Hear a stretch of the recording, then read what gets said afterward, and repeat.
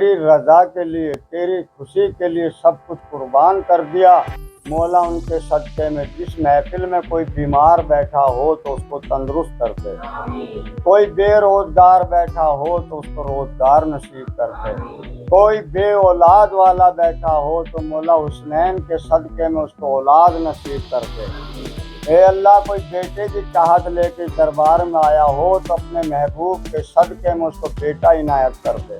इस्लाम को मानने वाले विभिन्न समुदाय के लोग अलग अलग तरीकों से इमाम हुसैन की शहादत को याद करते हैं, जो दूसरों की खिदमत व भलाई करते हुए बुराई के खिलाफ लड़ते हुए शहीद हो गए। मुस्लिम समुदाय के लोगों ने पटौदी शहर में ताजिया निकालकर इमाम हुसैन की शहादत को याद किया। पटौदी नवाब की पीली कोठी से लेकर छोटा बाजार, नोहट्टा चौक, बड़ा बाजार, व्यापारी मोहल्ला होते हुए ईदगाह मैदान पर पहुंचा। इस दौरान पुलिस प्रशासन का विशेष प्रबंध रहा। हजारों की संख्या में मुस्लिम युवा महिलाएं ताजिया जुलूस के साथ या हुसैन के नारे लगाते नजर आए। वहीं युवाओं ने पट्टेबाजी खेलकर अपने करतब दिखाए।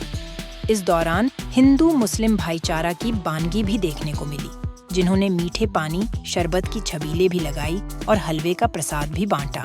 इस्लाम को मानने वाले विभिन्न समुदाय के लोग अलग अलग तरीकों से इमाम हुसैन की शहादत को याद करते हैं, जो दूसरों की खिदमत व भलाई करते हुए बुराई के खिलाफ लड़ते हुए शहीद हो गए। एजाज हुसैन उर्फ जज्जू बाबा ने बताया कि मुहर्रम मुस्लिम कैलेंडर के अनुसार पहला महीना है 1430 साल पहले। इसी महीने की 10 तारीख को पैगंबर हजरत मोहम्मद साहब के नवासे हजरत इमाम हुसैन को यजीद की फौज ने 3 दिन तक भूखा प्यासा रख शहीद कर दिया था। इसीलिए इस महीने की खास अहमियत है। हजरत इमाम हुसैन ने सच्चाई की खातिर अपनी और अपने परिवार की कुर्बानी को अहमियत दी। मैं मदीने में भी होता तो आता घुटनियों के बल चलते चलते, मैं मदीने में भी होता तो आता घुटनियों के बल चलते चलते, अपनी आंखों से ही देख लेना मुफ्तियों तुम जरा चलते चलते, मुफ्तियों तुम जरा चलते हैं वो झोलियां सबकी भरते हैं वो, मांगो मेरे सरकार से, मांगो मांगो मांगो मांगो मेरे सरकार से।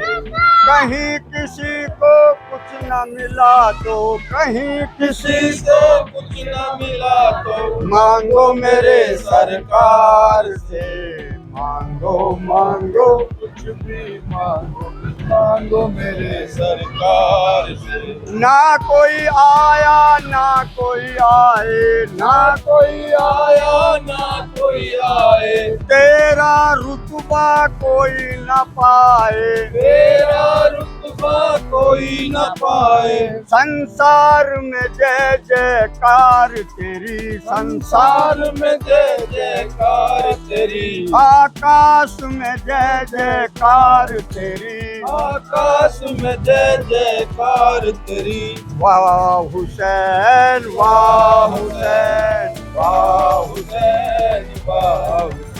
कहीं किसी को कुछ न मिला तो मांगो मेरे सरकार से। कहीं किसी समय से ही पटौदी में मुहर्रम मनाया जाता है। नवाब पटौदी के शासन में भी बराबर चलता रहा और यहाँ पर भाईचारा भी मुहर्रम से बढ़कर रामलीला भी नवाब पटौदी ने चलवाई थी भाईचारे के लिए। पटौदी में 250 सालों से ताजिया मनाया जाता है और ताजिए का एक ही महत्व है कि कोई भी अन्याय, कोई भी जुल्म, कोई भी कहीं भी ऐसी कोई बात हो जिससे इंसानियत को नुकसान पहुंच रहा हो तो हुसैन का आदेश है, मेरा चाहने वाला, मेरा मानने वाला जुल्म के खिलाफ कहीं भी जुल्म हो खड़ा हो जाएगा। जो हुसैन का चाहने वाला होगा वो जुल्म से लड़ने को तैयार होगा और अपना बलिदान तक देने को तैयार होगा। इंसानियत सिखाई है।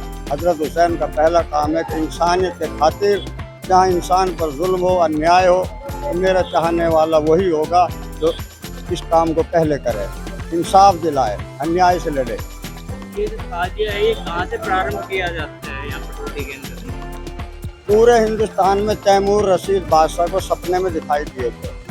वो इराक जाया करते थे तो हज़रत हुसैन सपने में दिखाई दिए थे और कहा था भाई तैमूर तू तो आ सकता है, एक राजा है, हिंदुस्तान के लोग मुझे कैसे याद करेंगे, मेरे मज़ार का नक्शा ले जाइए और जितनी ताजीम जो लंगर यहाँ लुटाते हो, जो खर्च यहाँ करते हो, जो आप जितनी चाहत मुझे यहाँ दिखाते हो अपने हिंदुस्तान में दिखाया करो। तो तैमूर रशीद बादशाह वहाँ से नक्शा लाए थे और पूरे हिंदुस्तान में फिर ये फैल गया, जगह जगह पर वो नक्शा गया।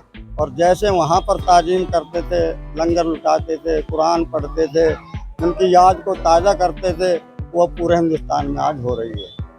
आज पटौदी में कहाँ से प्रारंभ किया गया है ये नवाब पटौदी मंसूर अली खां के जो बड़े थे, इफ्तिखार अली जो थे, उन्होंने शुरू किया था। और अब ये कहाँ पर ले जाया जाएगा? ये पटौदी नवाब के वहीं से चलता है, पीली कोठी से, उसको अकबर मंजिल कहते हैं, वो भी 250 साल पुरानी है।